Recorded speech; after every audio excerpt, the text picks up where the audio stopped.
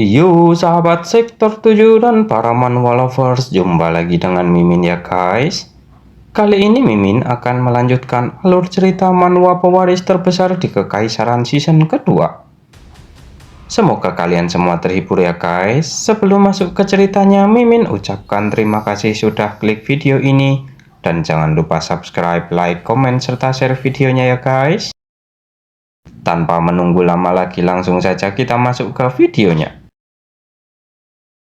Pada video kali ini diceritakan bahwa tak terasa hari persidangan di pengadilan benua pun akan diadakan. Dan saat ini terlihat bahwa Estelle bersama dengan keluarga Valois sedang dalam perjalanan menuju ke aula majelis pengadilan benua dan sedang melewati Gunung Kelone yang sangat dingin. Dalam perjalanannya itu terlihat juga Ennard melirik ke arah Estelle yang sepertinya sedang banyak pikiran. Sebab sudah seminggu sejak terjadinya insiden ledakan di istana kekaisaran. Dan Claude belum bangun sampai saat ini yang membuat Estelle juga terlihat lebih kurus juga. Ditambah lagi imam besar juga menginfokan bahwa Claude tak akan bisa pulih dengan kekuatan suci ataupun kekuatan Estelle. Itu juga menandakan bahwa Claude harus memulihkan dirinya dengan kekuatannya sendiri. Itu jugalah yang sepertinya membuat Estelle menjadi lebih murung karena berpikir bahwa dia tak bisa melakukan apapun. Kemudian mendekat ke arah Sepel sembari bertanya kepada kakaknya itu, apakah wilayah utara akan baik-baik saja?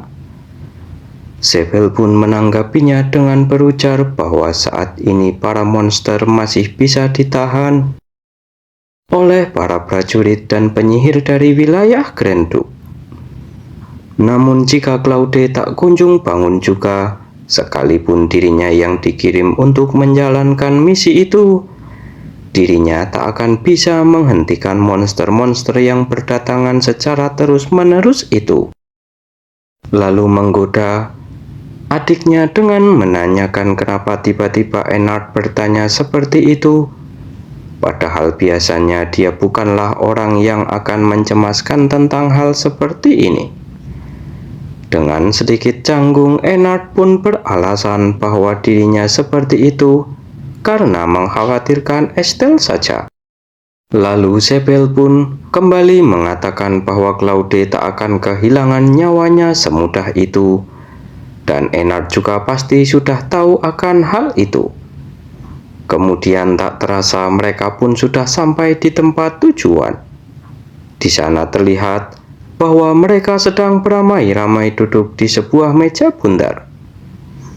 Di sana Estelle dan yang lainnya pun melaporkan kepada Trie Veloce yang merupakan ratu dari kerajaan Veloce dan juga merupakan seorang ketua dari majelis pengadilan benua dalam triwulan ini. Ratu Trie pun terlihat terkejut dan tak mempercayai laporan yang tak masuk akal itu.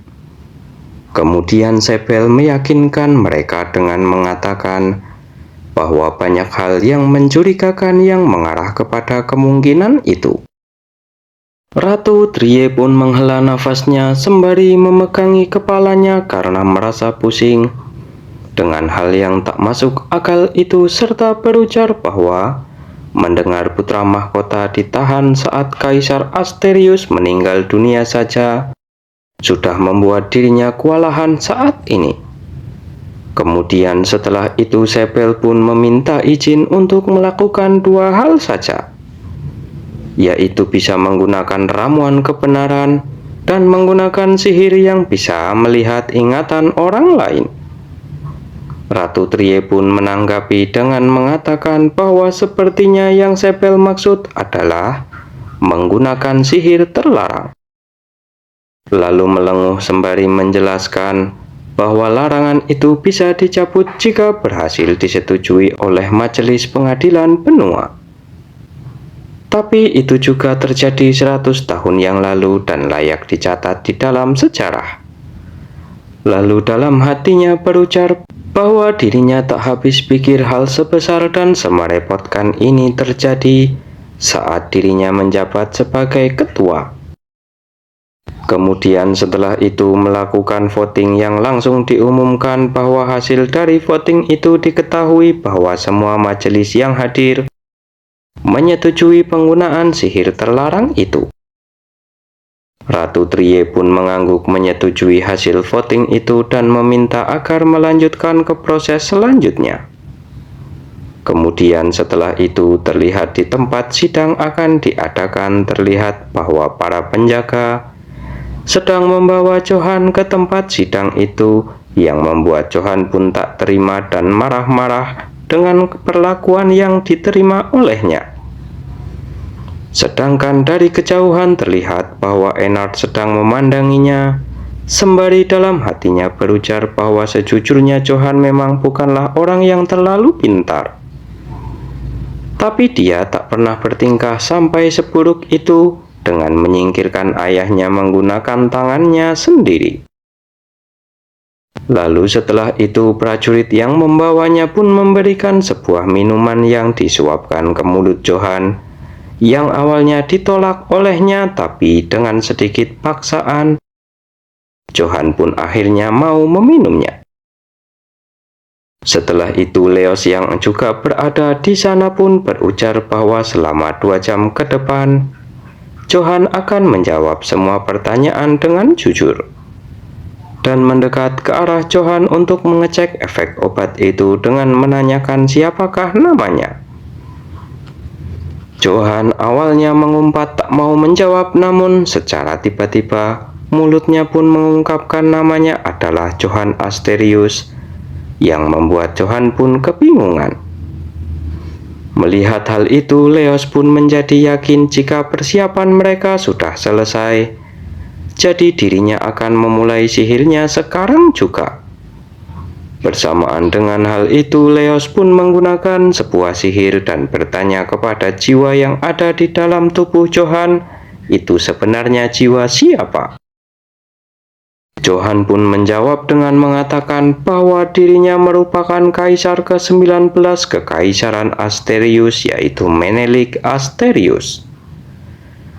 Dijelaskan bahwa Menelik Asterius merupakan sosok yang lebih pintar dan berani dari siapapun, serta memiliki bakat yang mungkin hanya akan ditemukan dalam ratusan tahun sekali. Itulah julukan yang selalu mengikuti jejak Menelik. Namun, orang seperti itu pun tak dapat lolos dari keadilan waktu. Maka dari itu saat dia merasakan tubuhnya semakin melemah, untuk pertama kalinya Menelik telah merasakan ketidakadilan untuk pertama kalinya. Karena itulah Menelik memutuskan untuk mencegah bencana itu. Dan setelah bertahun-tahun mencari, akhirnya dia menemukan keberadaan dari ramuan keabadian. Tapi masalahnya, untuk membuat ramuan itu Menelik membutuhkan salah satu bagian dari tubuh binatang suci. Meskipun satu-satunya binatang suci yang masih ada saat itu adalah naga, namun jika Menelik menyentuh Granduk Karlstein itu sama saja dengan bundir. Karena itulah satu-satunya yang terlintas di pikirannya saat itu adalah tanduk unicorn yang merupakan peninggalan suci keluarga Mercedes, yang masih memiliki hubungan persahabatan dengan keluarga kekaisaran. Meskipun Menelik harus memusnahkan sebuah keluarga dan mengorbankan garis keturunannya sendiri, Menelik sama sekali tak peduli akan hal itu. Itulah cara Menelik mendapatkan peninggalan suci tanduk unicorn milik keluarga Mercedes. Dan setelah itu Menelik pun memanggil Johan kecil untuk menemui dirinya dan mengajaknya untuk minum bersamanya. Hal itu Menelik lakukan karena tujuannya adalah untuk berbagi ramuan keabadian dengan Johan walaupun Johan kecil tak tahu apapun. Sebab jika ramuan itu diminum secara bersamaan, maka jiwa orang yang pertama kali meminumnya akan dapat masuk ke dalam tubuh orang yang minum setelahnya. Bisa diartikan, jika tujuan Menelik sejak awal adalah memindahkan jiwanya ke dalam tubuh Johann kecil, namun sesaat setelah meminumnya, tiba-tiba pandangan Menelik pun memudar dan langsung kehilangan nyawanya dalam sekejap. Akan tetapi saat berpikir tujuannya telah tercapai, Menelik pun merasakan bahwa ada sesuatu yang salah dengan ramuan keabadian itu, karena jiwa Johann sama sekali tak menghilang. Kemudian menduga jika tanduk unicorn yang telah dirinya dapatkan itulah yang menjadi penyebabnya. Amarah Menelik pun tak terbendung dikarenakan hal itu, dan terus-menerus mencoba untuk berusaha mengendalikan tubuh Johann. Setelah usaha tanpa henti dari Menelik itu, akhirnya dia berhasil menguasai tubuh Johann secara berkala. Kemungkinan itu terjadi karena sepertinya secara perlahan jiwa mereka berdua menyatu, yang mengakibatkan Johann juga memiliki ketertarikan yang sama terhadap ramuan keabadian. Dia mencoba membuat ramuan keabadian menggunakan sisik Hedling Dragon yang dicuri dari kediaman Grand Duke Karlstein, tapi sesuai dugaan, percobaannya itu kembali gagal. Karena itulah Menelik menyimpulkan bahwa kunci dari permasalahan dan kegagalannya itu adalah liana. Sebab ramuan keabadian bisa dibuat hanya dengan menggunakan tanduk unicorn yang dibawa kabur oleh liana Mercedes. Akan tetapi keberadaan dari liana sama sekali tak dapat ditemukan, dan hal itu berlangsung sangat lama. Namun setelah 20 tahun berlalu, harmoni kedua jiwa itu pun kembali memburuk, yang lama-kelamaan akan membuat jiwa mereka berdua hancur bersamaan. Dan saat itulah angin segar terasa dengan munculnya Estelle yang tiba-tiba di depan Menelik. Sebab Menelik bisa menggunakannya sebagai sandera untuk menarik liana keluar dari persembunyiannya. Estelle juga memiliki kemampuan yang sangat luar biasa. Kemudian kembali ke persidangan saat ini, terlihat bahwa tiba-tiba cerita dari jiwa Menelik itu terhenti, yang membuat Ennard menduga jika sepertinya jiwa mereka sudah rusak. Lalu Leos pun mengatakan bahwa sepertinya dirinya harus menjelaskannya mulai dari sini, yaitu saat malam keluarganya dimusnahkan, Nyonya Selena berusaha untuk menyelamatkan anak-anaknya terlebih dahulu. Namun Nyonya Ivona yang merupakan putri tertuanya tak dapat mengendalikan tubuhnya dengan baik setelah melahirkan, dan juga beliau menemui akhir yang tragis. Leos mengucapkan hal itu sembari menatap ke arah Estelle, karena Nyonya Ivona adalah ibu kandung Estelle. Dan lagi, Leos pun dalam hatinya merasa sungkan karena seharusnya Nona Liana lah yang menyampaikan langsung berita itu kepada Estelle.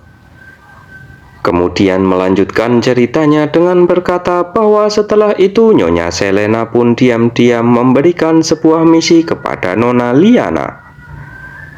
Beliau memberi Nona Liana tanduk unicorn yang asli dan berlari sembari membawa bayi dari Nyonya Ivona, yang juga merupakan keponakannya yang baru saja terlahir ke dunia ini. Dan setelah beliau berhasil kabur dari ibu kota, dia berhasil membangkitkan kemampuan menjinakkan secara ajaib, dan seorang penyihir dari menara sihir yang menyadari bakatnya itu pun menerimanya, sehingga dia dapat dilindungi dengan aman.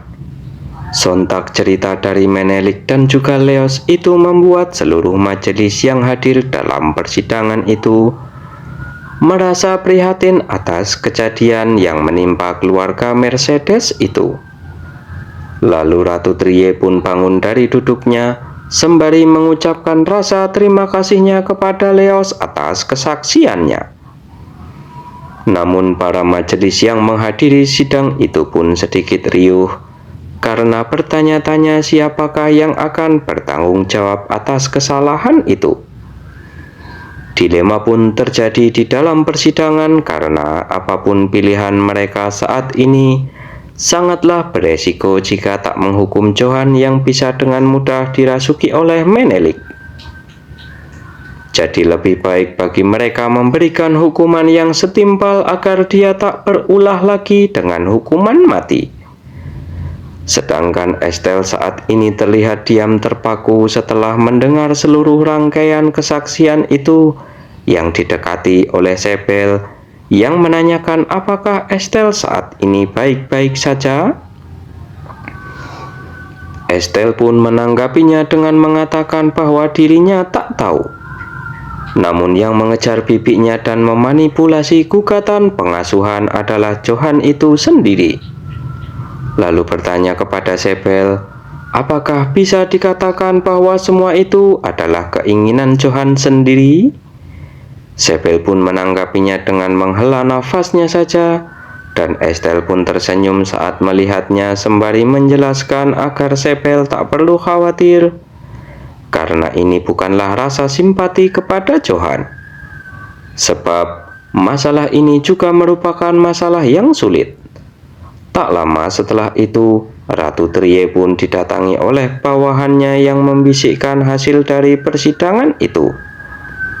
Dan setelah itu memukulkan palunya untuk meminta perhatian mereka semua karena dirinya akan mengumumkan keputusan akhir dari sidang ini.